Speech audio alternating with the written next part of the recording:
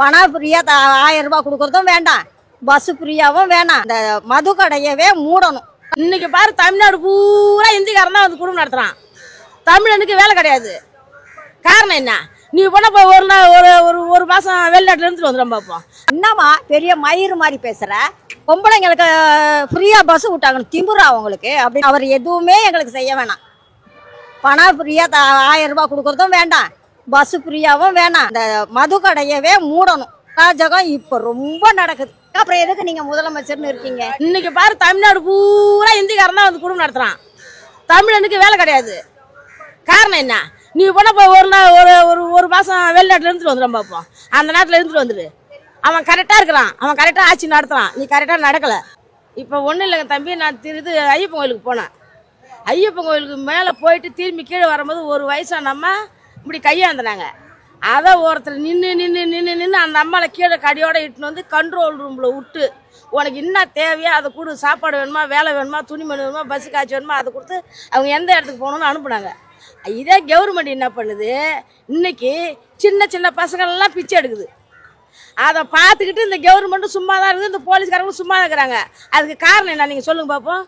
ஏன்னா கவர்மெண்ட்டே பிச்சை எடுக்குது, அதனால தான் அவங்க கம்முன்னு இருக்கிறாங்க. ஆனால் இந்த வார்த்தை அவங்க கேரளாக்காரங்க செய்யலை. முதல் வந்து மக்கள் சரியா இல்லை, அதனால கவர்மெண்ட்டும் சரியில்லை. நம்ம மக்கள் ஒரு பிரி கொடுக்குறாங்க, நம்ம கீழே போய் நிற்கிறோம் பாரு.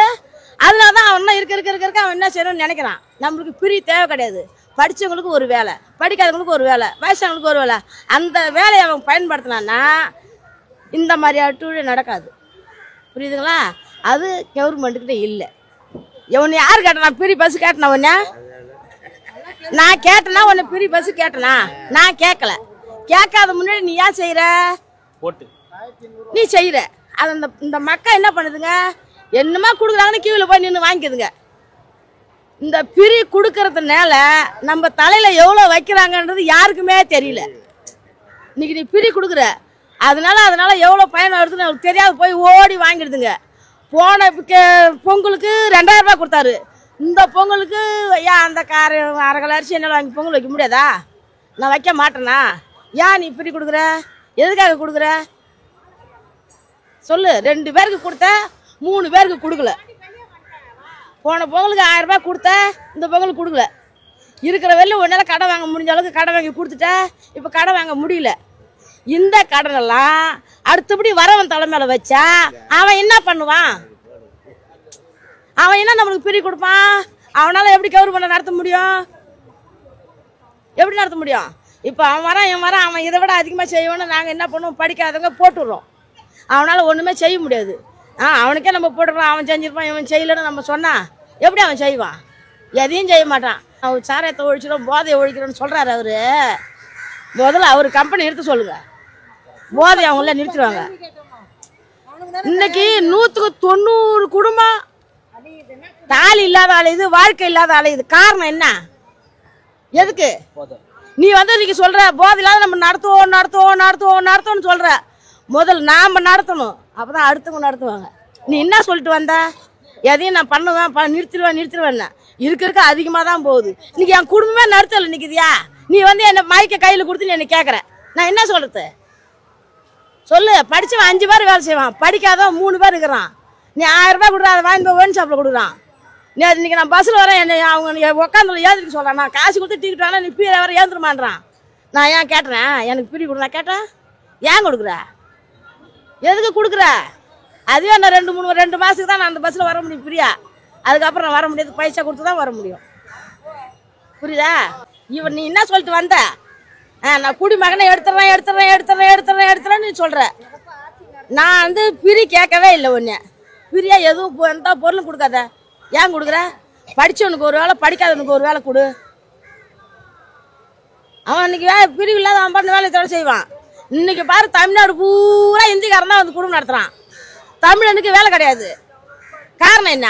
நீ போன ஒரு மாசம் வெளிநாட்டுல இருந்துட்டு வந்துடும் பார்ப்போம். அந்த நாட்டில் இருந்துட்டு வந்துடு. அவன் கரெக்டா இருக்கிறான், அவன் கரெக்டா ஆட்சி நடத்துறான், நீ கரெக்டா நடக்கல. இதுதான் விஷயம். அவன் வரான், திருடு கொள்ள எல்லாமே அவன் தான் பண்றான். அவன் பண்றான்னு உன்னால சொல்ல முடியுமா? நீ அவனை கண்டிக்க முடியுமா? முடியாது. இதெல்லாம் நான் இதை சொல்லிட்டு நான் வெளியே போக முடியுமா? எனக்கு நீ பாதுகாப்பு நீ கொடுப்பியா? கொடுக்க மாட்டேன். நீ ஏசி ரூம்ல உட்காந்து போனா வெளியில போகணும். அதே மாதிரி தான் ஒருத்தர் தலை சாச்சின்னு போறாங்க. அவங்க உயிரை பாதுகாத்துக்கிறாங்க. எங்க பாதுகாப்பா இருக்கு? பாதுகாப்பா இருந்தா தானே நல்ல விதமா ஓடும். ட்ரெயின்ல போறவங்கள கையை பிடிச்சி இழுத்து பண்ணி இது பண்றாங்க. என்ன சொல்றது, கருப்பமா இருக்கிறவங்கள இப்ப கையை பிடிச்சி இழுத்து கீழே தள்ளி இருக்கிறான். எப்படி இருக்குது பாருங்க. இப்படி எல்லாம் நாட்டுல இருந்தா எப்படி பண்ண முடியும் சொல்லுங்க? 3 வாத்தியாரு இன்னும் போராட்டம் நடந்துகிட்டு இருக்குது. இப்படி எல்லாம் உண்டா சொல்லுங்க பாக்கலாம். இதெல்லாம் வாத்தியாரு அவன் பொண்டாட்டி எல்லாம் இல்லாம இருக்கும். எந்த மாதிரி தண்டனை கொடுத்தா இந்த தப்பு குறையுமா? தண்டனை தூக்குல போடணும், இல்ல சுடணும், அவ்வளவுதான். இதே ஜெயலலிதா இருந்தாங்கன்னா என்ன நடக்கணுமோ அது நடத்திருக்கும். என்ன சொல்றது, இப்ப இருக்கிற மந்திரி எந்திரியெல்லாம் சும்மா வேஸ்ட். நான் சொல்றதுல தப்பா எடுத்துக்காதீங்க. நான் ஓப்பனா தான் எதா இருந்தாலும் பேசுவேன். இப்ப இருக்கிற மந்திரி என்ன பண்றாரு சொல்லுங்க? இந்த மக்களுக்கு விஜயகாந்த் சாப்பாடு போடுறாரு, அவர் புண்ணியம். என்ன சொல்றது, இப்ப இருக்கிற மந்திரி என்ன கொடுக்குறாரு சொல்லுங்க பாக்கலாம். ஒரு ரேஷன் கார்டுக்கு என்ன கொடுத்தாரு, பண்ணாரு, செஞ்சாரு. அது யாரும் கேட்க ஆள் இல்லை, பண்ண முடியல, அவ்வளவுதான். இன்னைக்கு 4 வயசு குழந்தை கட்டிருக்கா ஒரு கிழவன், இந்த டிவில காட்டினாங்க வருமா, ஆட்டோவில் ஏறி. அதுவும் தப்பு பண்ணலாமா? இங்கிட்டு ஒரு ஆள் இங்கிட்டு ஒரு ஆள் என்ன அதை பிடிச்சி இழுத்து பண்ணி செஞ்சு கொடுமைப்படுத்துறாங்களே, இதெல்லாம் ஆம்பளையில தூக்குல போடணும். பெண்களுக்கு பாதுகாப்பே கிடையாது. ஏன்னா இப்போ ஒரு குடி அதிகமாயிடுச்சு, கஞ்சா அதிகமாயிடுச்சு, போதையில் என்ன பண்ணுறோம் ஏது பண்ணுறோன்னா அவனுங்களுக்கே தெரிய மாட்டேங்குது. ஏன்னா இவர் ஃப்ரீயாக பஸ் விட்டுருக்காரு, எங்களுக்கு ரொம்ப நிம்மதி தான், வரோம் ஃப்ரீயாக வரோம், நாங்கள் எவ்வளோ தூரம் வேணாலும் ஃப்ரீயாக போகிறோம், ஃப்ரீயாக வரோம். வேணாம் எங்களுக்கு அந்த ஃப்ரீ காசு கொடுத்து நாங்கள் போகிறோம், உழைச்சி நாங்கள் சம்பாரித்து அந்த காசை போடுறோம். ஆனால் தயவுசெய்து அவருக்கு ஒரு கும்பிடு, மதுவையே நிறுத்த சொல்லுங்க, இந்த போதையவே நிறுத்த சொல்லுங்க, குடும்பமும் நல்லா இருக்கும். என் பிள்ளை 5 மாசத்துக்கு முன்னாடி குடி போதையில் எவ்வளவோ சொல்லி பார்த்தேன், கேட்கல. குடி போதையில் ஆக்சிடென்ட்ல செத்துட்டான். அது மாதிரி எத்தனை குடும்பம் அது மாதிரி அழியுது. மாசம் 1000 ரூபாய் கொடுக்குறாரு பாருங்க, அந்த 1000 ரூபாயை கூட ரேஷன் கார்டு அந்த கார்டை பிடுங்கின்னு போய் அவனுங்க அந்த காசை வாங்கி அதை ஏடிஎம் கார்டை வச்சு அதை வச்சு பிடுங்கி தின்னுறானுங்க. 1000 ரூபாய் வருது இல்லை, குடு, என் குடும்ப தலைவன் நான் தானே, குடு அப்படின்னு சொல்லி அதை பிடுங்கின்னு போய் குடிக்கிறானுங்க. அந்த 1000 ரூபாய் இருந்தாலும் ஏதோ ஒரு 4 நாளைக்கு சாப்பாடு செய்யலாம், குழந்தைங்களை பார்த்துக்கலாம்னு எவ்வளவோ நம்பிக்கை நாங்கள் இருந்தோம். அந்த 1000 ரூபாய் வருதே, நம்ம கூட பிறந்த பிறப்பு மாதிரி நம்மளுக்கு கொடுக்குறாரே, நாங்கள் சந்தோஷப்பட்டோம். ஆனால் அந்த பணம் கூட ஒட்ட மாட்டேங்குது எங்களுக்கு. ஒரு வீட்லையும் ஒரு 2 பேர் 3 பேர் குடிகாரனுங்க இல்லாமல் இல்லை, கஞ்சா அடிக்காத இல்லை, ஒன்றும் இல்லை. இந்த கோயம்பேடுக்கு நான் பூ வாங்க வரேன், முந்தா நாள் 5 மணிக்கு நான் வரேன், ஃபஸ்ட்டு பஸ்ஸு. அந்த டிரைவரே டென்ஷன் ஆகிட்டார். 5 பேர் ஃபுல் போதையில் ஒரே சண்டை அடித்து அந்த ஆளை எப்படி இருந்தாலும் பஸ் ஓட்டுவார், பஸ் ஓட்டாமல் அப்படியே நிறுத்திட்டு அந்த ஆளுங்களை இறக்குங்க அப்படின்னு. என்னம்மா பெரிய மயிறு மாதிரி பேசுகிற, பொம்பளை பசங்க பொம்பளைங்களுக்கு ஃப்ரீயாக பஸ் விட்டாங்கன்னு திமுறா அவங்களுக்கு அப்படின்னு கேட்குறானுங்க. அந்த குடிகாரனுங்க கேட்குறானுங்க, திமுறா உங்களுக்கு ஃப்ரீயாக விட்டாங்கன்னு அப்படின்னு உரசிக்கிட்டு உட்கார்றானுங்க சீட்டில்.